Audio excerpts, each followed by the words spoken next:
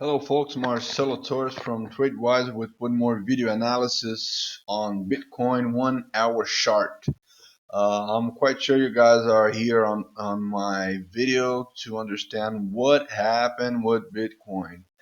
The true answer right now is no one really knows.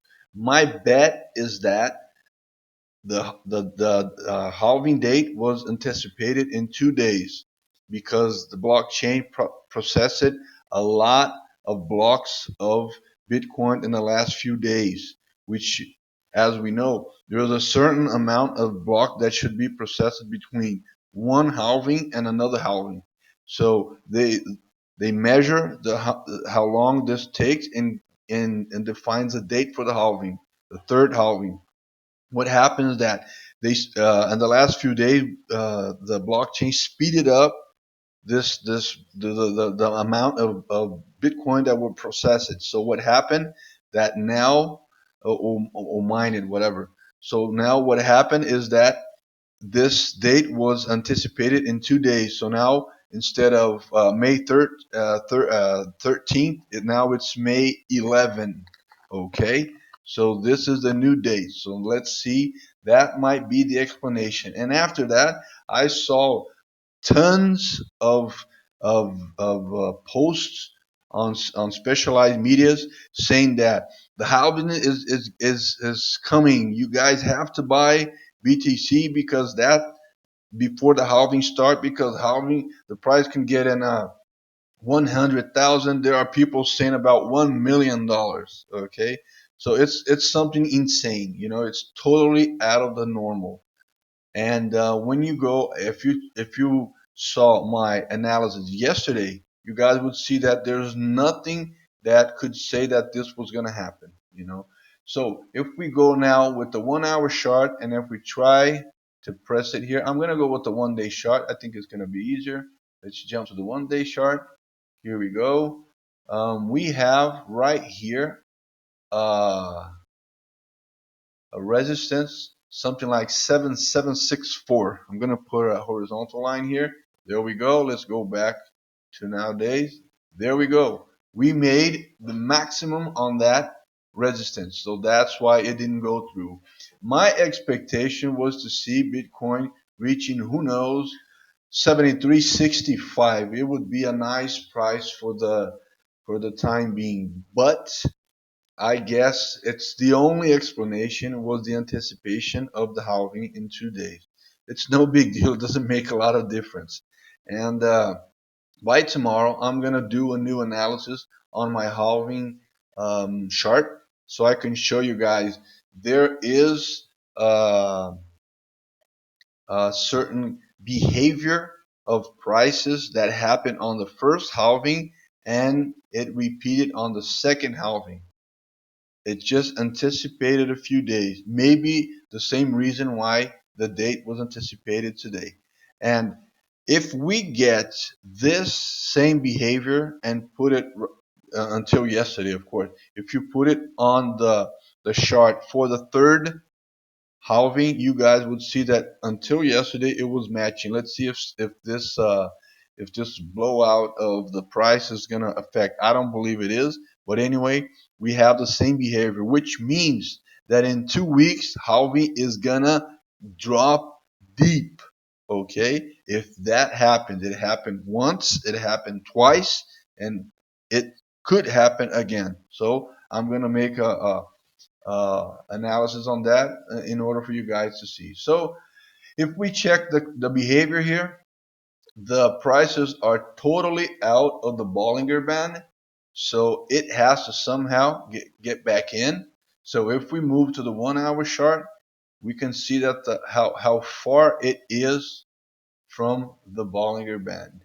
Here we go. Look how far it is. So it's gonna have to come back. In order for it to touch the Bollinger Band, it's going to have to go down. All right. And it went way out of the volume wave band.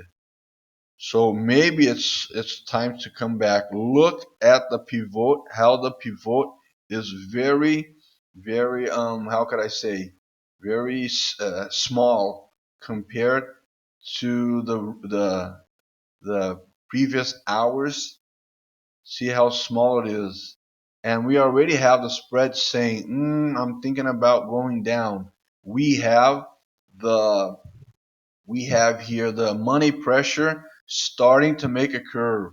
Check it out. See? The line is starting to make a curve. So in order to maybe turn down. So let's see how that's going to come out. All right. But for the time being, we have a really huge volatility speeding up. So be careful with this behavior. I would bet that prices will try to come back into this um, upper channel here, something around the 73, like I said, 73.50, 7400, whatever. Okay, something like that. That price makes sense and will let the Bitcoin move up nice and neat. Okay, so let's see how that's going to go on. Checking out the other indicators here, there's nothing new. We already have stochastic saying I want to go down. We have relative strength saying maybe it's time to turn back. And as you guys can see, the peak that we had on the relative strength is not the same we had right now. Is not the same we had previously, which it started entering into the overbought zone. We don't see that even though we had this price increase here. So I would say that this was a huge, huge, huge speculation due to the date that was the halving date that was anticipated. So that's my best bet. During the intraday, I'm gonna try to figure out if I can find something else. Yeah, I pushed the 30-minute chart in order to see how it's going, its behavior, because as my top trend operational strategy, if you're fixed to trade on a certain period of time, you look a half period down and a double period up at least. Okay, so if I'm on 1 hour, I look at 4 hours, which is the best time for intraday on the Bitcoin, and you look 30 minutes down. Okay, so if you guys can see, we are turning down on all the indicators. Look, we have the relative strength saying, "Hey, why not go down?" We have the stochastic saying, "I am going down," and it's been like this for a few hours, and it didn't change even though prices went sky high. All right, we have spread price saying, "I want to go down," and as I said, it looked like it's going to go down. Okay, it just reached that resistance and now looks like it's going to go down. It's totally insane and totally speculation. Look how far the volatility is. And look at the volume. Even though it went up, now it's sky high and it's going down. So it has to come back into the Bollinger Band. So it's going to start moving probably sideways. Or something else can come up and then it will go sky high again. Who knows? I don't think it's gonna be possible. I think this is more like media stuff that made this whole thing sky high. All right. Before I continue, just let you guys know that this analysis is already available in all of my social networks, and that you that prefer to hear my analysis in English, you have a specific channel which is Telegram English. All right.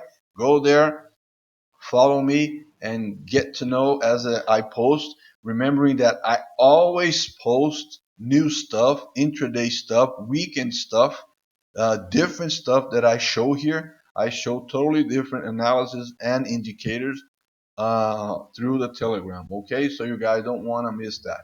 Coming back to the 1 hour chart, we see prices going down. We see prices going down. It wants to go toward the 7400 or maybe less than that a little bit.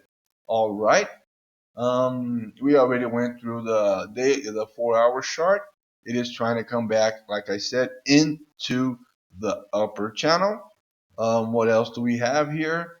Um, let's go for the 1 day.